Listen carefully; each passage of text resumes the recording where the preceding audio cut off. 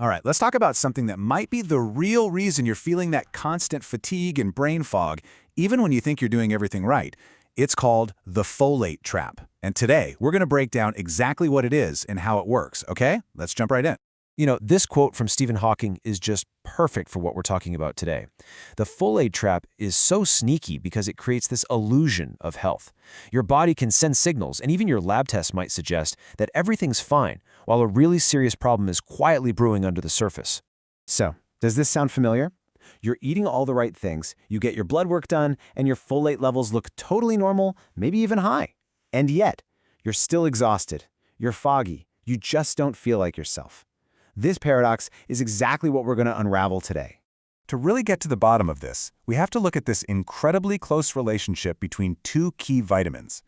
Think of it like a beautiful, intricate dance, but if one of the partners suddenly goes missing, the whole performance just completely falls apart.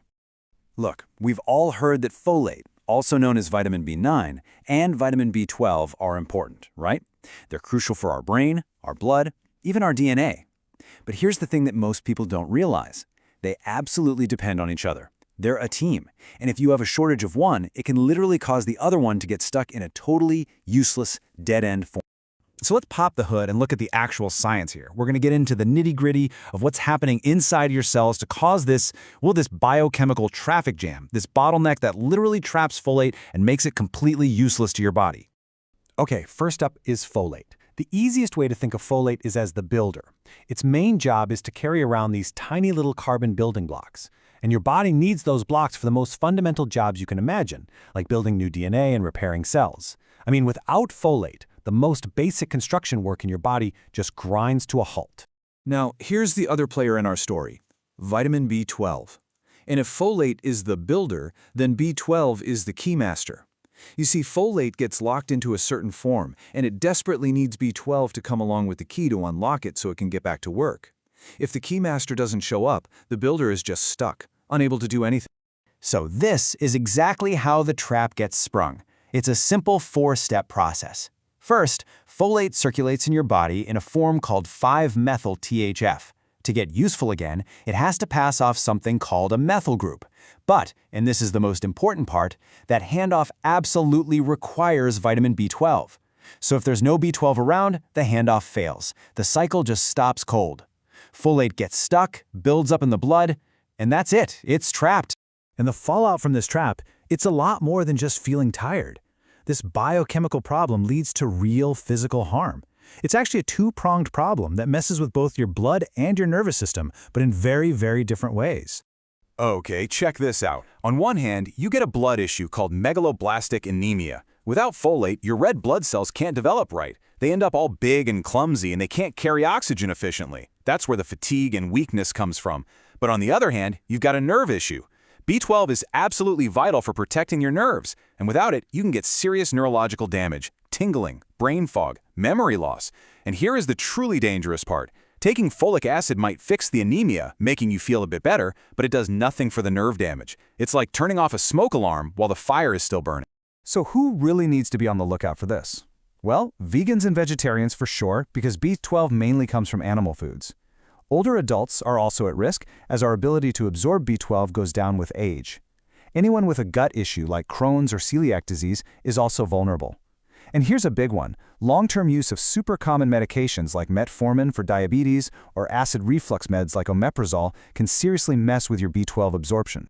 Now, that all might sound a little scary, but here's the good news. This isn't just some vague guessing game. The clues are right there in your blood work. You just have to know exactly what you're looking for. So let's break down the specific pattern that screams folate trap. This table really shows you the paradox in action. So your serum folate, that's the amount just floating in your blood.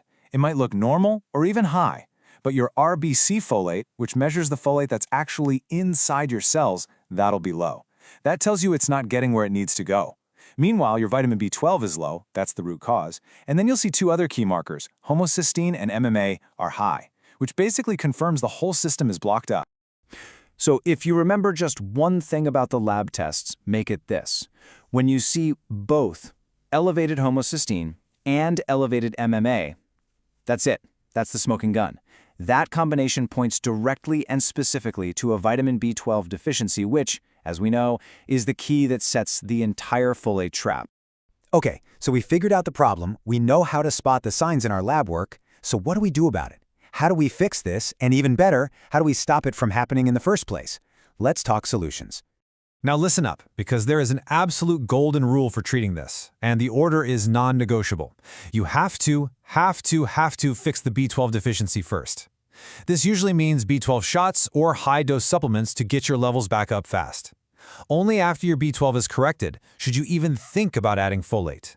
Doing it the other way around is what masks the deeper problem and lets that silent nerve damage get worse. And preventing this is actually pretty straightforward once you get the concept. Make sure you have enough B12 in your diet, either from food or a supplement, and this is so important. Never, ever start taking a high-dose folic acid supplement unless you know what your B12 levels are. And of course, always try to get to the root of the problem. If it's a gut issue or a medication, that's what you need to address. You know, this quote just nails the big takeaway here. Our bodies are these amazing, interconnected systems. A problem with one single nutrient doesn't just stay in one place. It creates a ripple effect, a cascade of issues all across your metabolism. You can't just fix symptoms in isolation. So I'll leave you with this question to think about. When it comes to your own health, are you trying to connect the dots and see the whole picture? Or are you just chasing one symptom after another, maybe missing the real cause that ties them all together? Understanding things like the folate trap is a huge step toward taking a smarter, more complete approach to your own well-being.